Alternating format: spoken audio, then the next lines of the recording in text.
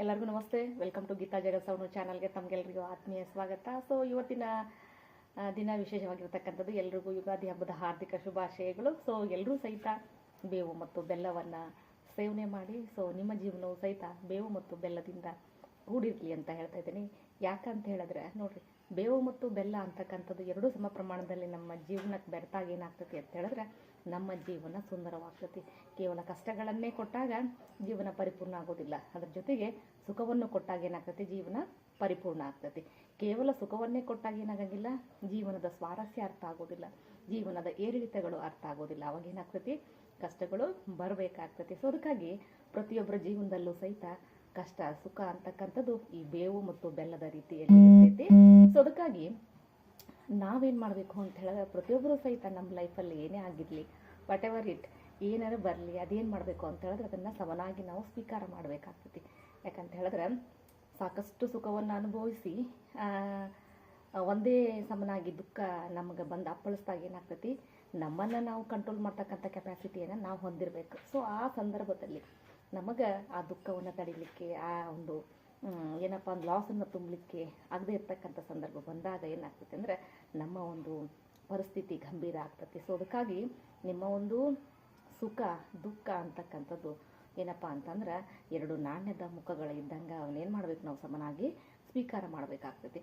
ಕೆಲವೊಂದಿಷ್ಟು ಟೈಮಲ್ಲಿ ಏನಾಗ್ತೈತಿ ಅಂತಂದ್ರೆ ಸಾಕಷ್ಟು ಬಡತನವನ್ನು ಕಂಡಿರ್ತೀವಿ, ಸಾಕಷ್ಟು ಲಾಸನ್ನು ಕಂಡಿರ್ತೀವಿ. ಸೊ ಅಂಥ ಸಂದರ್ಭದಲ್ಲಿ ಒಮ್ಮೆಲೆ ಏನಾಗ್ತದೆ ಅಂದ್ರೆ ಸ್ಪಾಂಟೇನಿಯಸ್ ಆಗಿ ನಮ್ಗೆ ಇಲ್ಲಿ ಏನಪ್ಪ ಅಂದ್ರೆ ಖುಷಿ ಬರ್ತಕ್ಕಂಥದ್ದು, ಇನ್ನೂ ಅನುಭವಿಸ್ಲಿಕ್ಕೆ ನಾವು ರೆಡಿ ಆಗ್ತಕ್ಕಂಥದ್ದು. ಸೊ ಅಂಥ ಸಂದರ್ಭದಲ್ಲಿ ಜಾಸ್ತಿ ಹಿಗ್ಗದೆ ಏನು ಮಾಡಬೇಕು ಅಂದ್ರೆ ಬಂದಿರತಕ್ಕಂತಹ ಒಂದು ಪರಿಸ್ಥಿತಿಯನ್ನು ಶಾಂತ ರೀತಿಯಿಂದ ಖುಷಿಯಿಂದ ಏನು ಮಾಡಬೇಕಾಗ್ತತಿ, ಅನುಭವಿಸ್ಬೇಕಾಗ್ತತಿ. ಸೊ ನೋಡ್ರಿ, ಈ ರೀತಿ ನಾವು ಎರಡೂ ವೇಯಲ್ಲಿ ಏನು ಮಾಡಬೇಕು, ನಾವು ಈ ಒಂದು ಸಿಚುವೇಶನನ್ನು ನಾವು ಏನು ಮಾಡಬೇಕು, ತೆಗೆದುಕೊಳ್ಬೇಕಾಗ್ತದೆ. ಅಂದಾಗ ಏನಾಗ್ತೈತಿ ಅಂತ ಹೇಳಿದ್ರೆ ಯಾವುದೇ ರೀತಿಯ ಅಡ್ಡ ಪರಿಣಾಮಗಳು ನಮ್ಮ ಜೀವನದ ಮೇಲೆ ಬೀಳೋದಿಲ್ಲ. ಯಾಕಂತಂದ್ರೆ ಸಾಕಷ್ಟು ಜನ ಏನು ಮಾಡ್ತಾರ ಅಂತ ಹೇಳಿದ್ರೆ, ದುಃಖ ಬಂದ ತಕ್ಷಣ ಏನು ಮಾಡ್ತಾರ ಅಂತ ಹೇಳಿದ್ರೆ ಕುಗ್ಗೋಗ್ಬಿಡ್ತಾರೆ. ಸೊ ಜೀವನವೇ ಸಾಕಪ್ಪ ಬೇಡ, ಇಲ್ಲಿಗೆ ಏನು ಮಾಡಿಬಿಡೋಣ ಅಂಥೇಳಿ ಎಡ್ ಮಾಡಿ ಸಾಕು ಮುಗಿದೋಯ್ತು ಜೀವನ ಅಂತಕ್ಕಂಥ ಯೋಚನೆಗಳನ್ನು ಮಾಡ್ತಾ ಕೂತ್ಬಿಡ್ತಾರೆ. ಸೊ ಜೀವನದಲ್ಲಿ ಉತ್ಸಾಹವನ್ನು ಹೊಂದಿರೋದಿಲ್ಲ.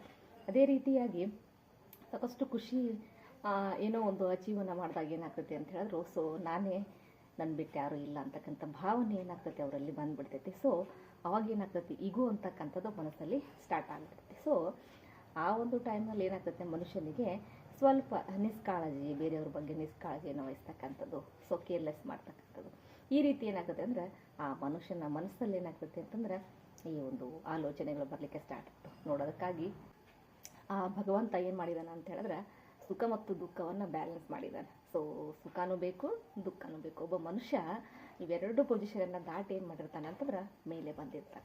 ಯಾವ ವ್ಯಕ್ತಿ ಎರಡೂ ಪೊಸಿಷನನ್ನು ದಾಟಿ ಮೇಲೆ ಬಂದಿರ್ತಾನೆ ಆ ವ್ಯಕ್ತಿ ಏನಾಗಿರ್ತಾನೆ ಅಂತಂದ್ರೆ ಜೀವನದಲ್ಲಿ ಇಲ್ಲಿ ಸ್ಟೇಬಲ್ ಆಗಿರ್ತಾನೆ. ಏನೇ ಬರಲಿ ನೋಡ್ರಿ, ಒಂದ್ಸರಿ ಸುನಾಮಿ ಬಂದು ಅಪ್ಪಳಿಸಿ ಹೋಯ್ತು ಅಂತ ಹೇಳಿದ್ರೆ ಅಲ್ಲಿರ್ತಕ್ಕಂಥ ಜನ ಯಾವ ರೀತಿ ಎಚ್ಚರ ವಹಿಸ್ತಾರೆ, ಅದೇ ರೀತಿ ಮನುಷ್ಯನಿಗೆ ಆಗಾಗ ಕಷ್ಟಗಳು ಬರ್ತಕ್ಕಂಥದ್ದು, ಸುಖಗಳು ಬರ್ತಕ್ಕಂಥದ್ದು, ಇವೆಲ್ಲ ಏನಪ್ಪ ಅಂತಂದ್ರೆ ಸ್ಪಾಂಟೇನಿಯಸ್ ಆಗಿ ಬರ್ತಕ್ಕಂಥ ಸುನಾಮಿಗಳು ಇದ್ದ ಹಾಗೆ. ಸೊ ಯಾರು ಈ ಒಂದು ಸುನಾಮಿಗಳನ್ನು ಅನುಭವಿಸಿರ್ತಾರೆ ಅವ್ರು ಏನು ಮಾಡ್ತಾರೆ ಅಂತ ಹೇಳಿದ್ರೆ ಯಾವಾಗಲೂ ಶಾಂತ ಸ್ವಭಾವವನ್ನು ಹೊಂದಿರ್ತಾರೆ. ಯಾಕಂತಂದ್ರೆ ಅವ್ರಿಗೆ ಗೊತ್ತು ಯಾವ ಟೈಮಲ್ಲಿ ಸುನಾಮಿ ಬರ್ತೈತಿ. ಸುನಾಮಿ ಪಾಸಿಟಿವ್ ಆಗಿರ್ಬೋದು, ನೆಗೆಟಿವ್ ಆಗಿರ್ಬೋದು. ಸೊ ಅದಕ್ಕಾಗಿ ಪ್ರತಿಯೊಬ್ಬರು ಸಹಿತ ಏನು ಮಾಡಬೇಕು ಅಂತ ಹೇಳಿದ್ರೆ ಈ ಒಂದು ಬೇವು ಬೆಲ್ಲದ ರೀತಿಯಲ್ಲಿ ಏನು ಮಾಡಬೇಕು, ನಾವು ನಮ್ಮ ಜೀವನವನ್ನು ಸ್ವೀಕಾರ ಮಾಡಬೇಕು. ನೋಡ್ರಿ, ಬೇವು ಬಹಳ ಕಹಿ ಆಗಿರ್ತೈತಿ, ಬಟ್ ಅದೇನಪ್ಪ ಅಂತಂದ್ರೆ ದೇಹವನ್ನು ಶುದ್ಧೀಕರಿಸ್ತೈತಿ. ನೋಡ್ರಿ, ಬೇವಿನ ಎಲೆಗಳಲ್ಲಿ ನಾವೇನು ಮಾಡ್ತೇವೆ, ಆ್ಯಂಟಿ ಆಕ್ಸಿಡೆಂಟನ್ನು ನೋಡ್ತೇವೆ. ಬೇವಿನ ಹೂಗಳನ್ನು ಸೇವಿಸೋದ್ರಿಂದ ನಮ್ಮ ಬಾಡಿ ಫೈರ್ ಆಗ್ತಕ್ಕಂಥದ್ದು. ಸೊ ಈ ರೀತಿ ಕೆಲವೊಂದಿಷ್ಟು ಅಂಶಗಳಿರ್ತಾವೆ, ಕೆಟ್ಟ ವಸ್ತುವಿನಲ್ಲೂ ಒಳ್ಳೆಯ ರೀತಿಯ ಅಂಶಗಳು ಇರ್ತಾವೆ. ಸೊ ಅದನ್ನು ನಾವೇನು ಮಾಡಬೇಕು, ಸಿಹಿಯಾಗಿರ್ತಕ್ಕಂಥ ವಸ್ತುವಿನ ಜೊತೆಗೆ ಸೇವನೆ ಮಾಡಬೇಕು.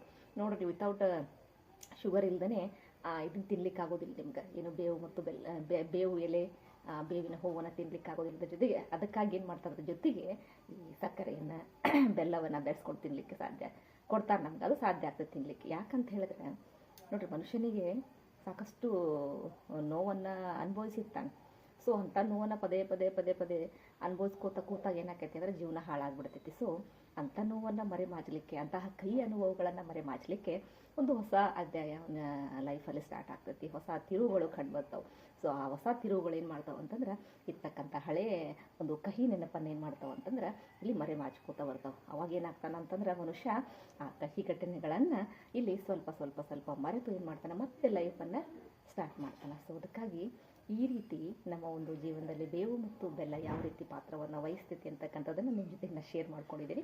ಪ್ರತಿಯೊಬ್ಬರು ಸಹಿತ ಏನು ಮಾಡಿರಿ, ಈ ಅಂಶವನ್ನು ಗಮನದಲ್ಲಿ ಇಟ್ಕೊಂಡು ಏನು ಮಾಡಿರಿ ಅಂತ ಹೇಳಿದ್ರೆ ನಿಮ್ಮ ಜೀವನವನ್ನು ಸಂತೋಷತೆಯಿಂದ ಖುಷಿಯಿಂದ ಸಂಭ್ರಮಿಸಿ ಇರ್ತಕ್ಕಂಥ ಕೆಲವು ದಿನಗಳು ಮಾತ್ರ, ಯಾರು ಶಾಶ್ವತ ಅಲ್ಲ. ಸೊ ಅದಕ್ಕಾಗಿ ಈ ಒಂದು ಮಾತನ್ನು ಕಾಳಜಿಯಿಂದ ನೆನಪಲ್ಲಿ ಇಟ್ಕೊಳ್ತಾ